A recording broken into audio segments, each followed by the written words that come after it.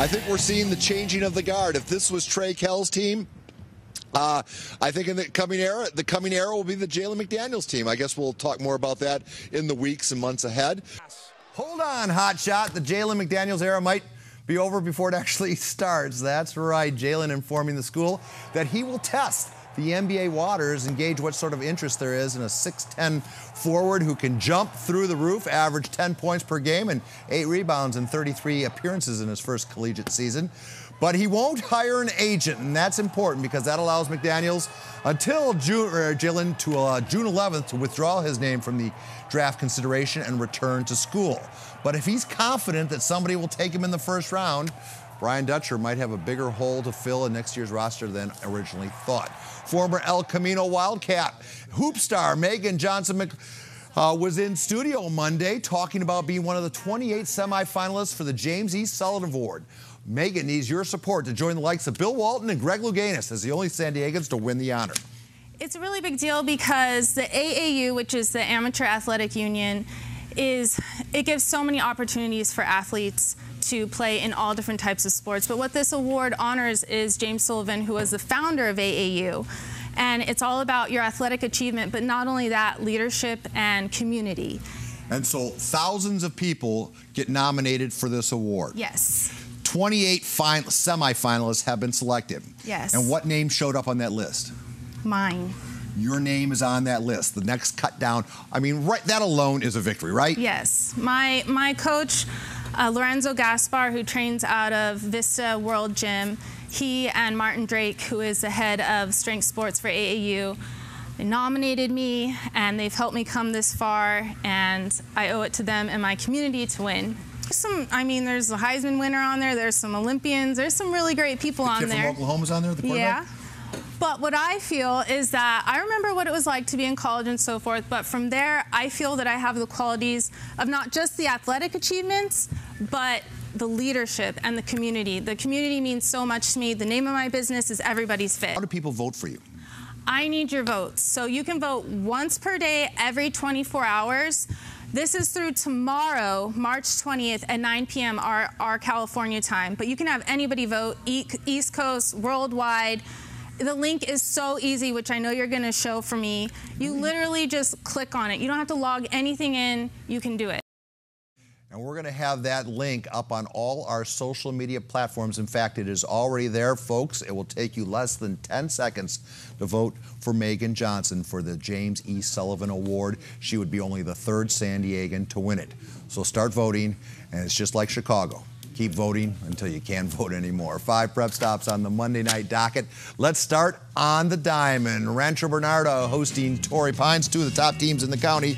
Top of 2, former Bronco Joe Magrisi homers over the center field wall. That scores Kevin Sim and puts the Falcons up 2-0. Top of 6, it's a bases loaded for team captain Ty McGuire, and he unloads them with a booming double to left center. On the bump was Magrisi, and he goes the distance for Torrey Pines, allowing only 2 hits. Finishes with 14 strikeouts. Falcons win a big contest, the final 11-1 over Rancho Bernardo. Boys baseball, University City taking on San Ysidro. Top of 3, the Centurions. Christian Wood hits a deep shot to the warning track just over the left fielder's reach that would score 2 runs and give U City a 4-0 lead. But later in the bottom of the 3rd, the Cougars' Alberto Johnson would answer back with a huge 3-run shot. That clears the fence, 6-4 San Ysidro. Moments later, his twin brother Roberto Johnson would hit a solid shot that would be too hard for the shortstop to handle. The Cougars go on to win this one by a 12-5 margin. Claremont taking on Chula Vista on the diamond as well. Second inning, Chula Vista's Amandor Medina is struck out by Claremont pitcher Henry Monyor. He pitches 4 scoreless innings. In the 5th, with 2 outs and the bases loaded, Claremont goes to the bullpen, and Chula Vista's Roberto Lopez makes them pay with a 2-run single. Spartans take a 2-1 lead. Next batter is Alex Salicio, and he grounds it back to the pitcher who makes the throw from the ground, but it gets past the first baseman, and 2 more runs cross the dish. Chula Vista wins this one 4-1. All right, boys lacrosse now. Westview taking on East Lake. First quarter action, the Wolverines' Ethan Marasco will get the nice shot out from 15 yards for the first of 2 scores for him. Later in the second, TJ Summers will put on some fancy moves behind the net before he finds his second of the night. Moments later, Summers would find Adam 2 as he would hit on his fourth score of the contest, the final 18-2 Westview in a runaway. Olympian hosting Otay Ranch in girls soccer lacrosse off the opening face-off. Otay's Jacqueline Jacqueline. She loses the ball, but then gets it back and scores to make it 1-0 Mustangs. They trail by 3 at the half, however. Fast forward, 3 minutes left. Tied at 6, Otay's Bridget Green scores off a penalty to take the lead. 7-6, 30 seconds left on the clock. And now Olympians Isabel Friedley beats the defense and ties it up. We're going to overtime, everybody. That's when Lizette Higuera slips it past the goalie. And this is your game winner coming up right there. Otay wins it by an 8-7 overtime margin. All right, the Kia Classic tees off later this week at Aviara. The LPGA Tour spending a promotional Monday at the zoo. Matt Gilson tagged along. For Tiffany Joe, coming home to San Diego has its advantages. And it's taco shops. It's awesome to be able to wake up and get a decent breakfast burrito and go straight to the golf course. So I almost think of the Kia Classic as like my 6th major. It's such an important tournament to me. It's the only time I really get to play in front of my hometown crowd. I love this tournament, and it's a good preparation before the first major of the season in Palm Springs. Before Joe and Uribe go hunting for birdies on the course, they're spending the day with the birdies and plenty of other wildlife at the San Diego Zoo. Mondays usually are day off, and what better way to come to San Diego to the zoo. As a part of the Pret Pigskin Report, it's always nice to meet a fellow member of the hog family, like this Babarusa behind me. But for the golfers today, the sloth was the star of the show.